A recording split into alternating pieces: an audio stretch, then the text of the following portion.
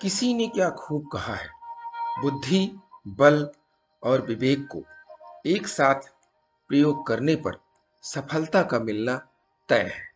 नमस्कार दोस्तों, मेरा नाम प्रेम प्रकाश पांडे है। आज अपने चैनल पर एक नई प्रेरणादायक कहानी लेकर के आया हूँ।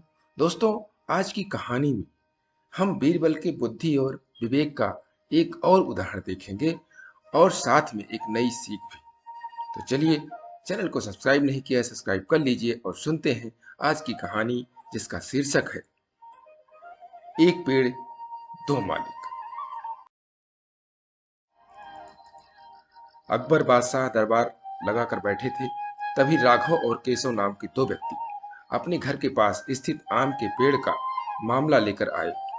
दोनों व्यक्तियों को कहना था कि वे ही आम के पेड़ के असल मालिक हैं और दूसरा व्यक्ति झूठ बोल रहा है। चूंकि आम का पेड़ फलों से लदा होता है, इसलिए दोनों में से कोई उस पर से अपना दावा नहीं हटाना चाहता।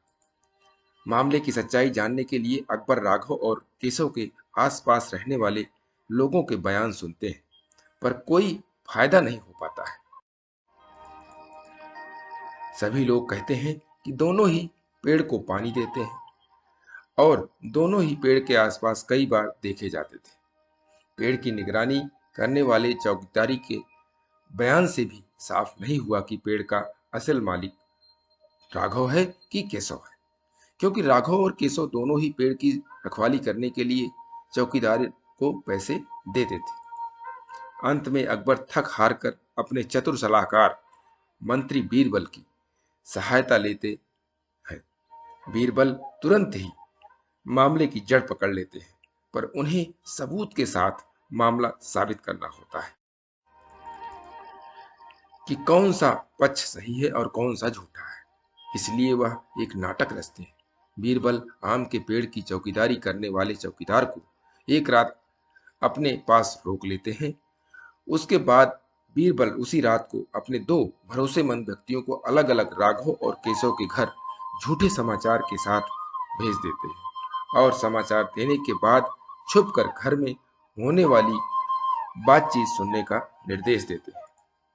केशव के घर पहुंचा व्यक्ति बताता है कि आम के पेड़ के पास कुछ अज्ञात व्यक्ति पके हुए आम चुराने की फिराक में है। आप जाकर देख लीजिए। यह खबर देते वक्त केशव घर पर नहीं होता है, पर केशव के घर आते ही उसकी पत्नी यह खबर केशव को सुनाती है। केशव बोलता है, हा हा, सुन लिया, अब खाना लगा।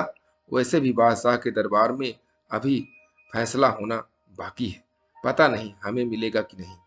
और खाली पेट चोरों से लड़ने की ताकत कहाँ से आएगी। वैसे भी चोरों के पास तो आजकल हथियार भी होते। आदेशानुसार झूठा समाचार पहुंचाने वाला व्यक्ति केशव की यह बात सुनकर बीरबल को बता देता है। राघव के घर पहुंचा व्यक्ति बताता है, आपके आम के पेड़ के पास कुछ अज्ञात व्यक्ति पके हुए आम चुराने की फिराक में है, आप जाकर देख लीजिएगा। यह खबर देते वक्त राघव भी अपने घर पर नहीं होता है, पर राघव के घर आते ही उसकी पत्नी यह खबर राघव को सुनाती है। राघव आव देखता है न ताव, फौरन लाठी उठाता है और पेड़ की ओर भागता है। उसकी पत्नी आवाज लगाती है, अरे खाना तो खा लो फिर जाना। राघव जवाब देता है कि खाना भागा नहीं जाएगा, पर हमारे आम के पेड़ से आम चोरी हो गए तो वह वापस नहीं आएगा।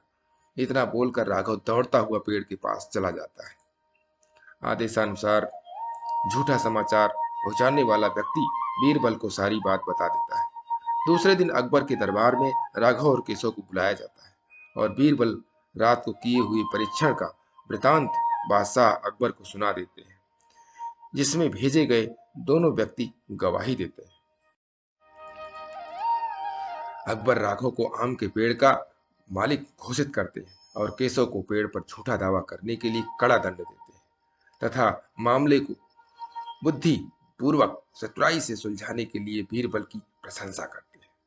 सच ही तो है, जो व्यक्ति परिश्रम करके अपनी किसी वस्तु या संपत्ति का जतन करता है, उसे उसकी परवाह होती ही है।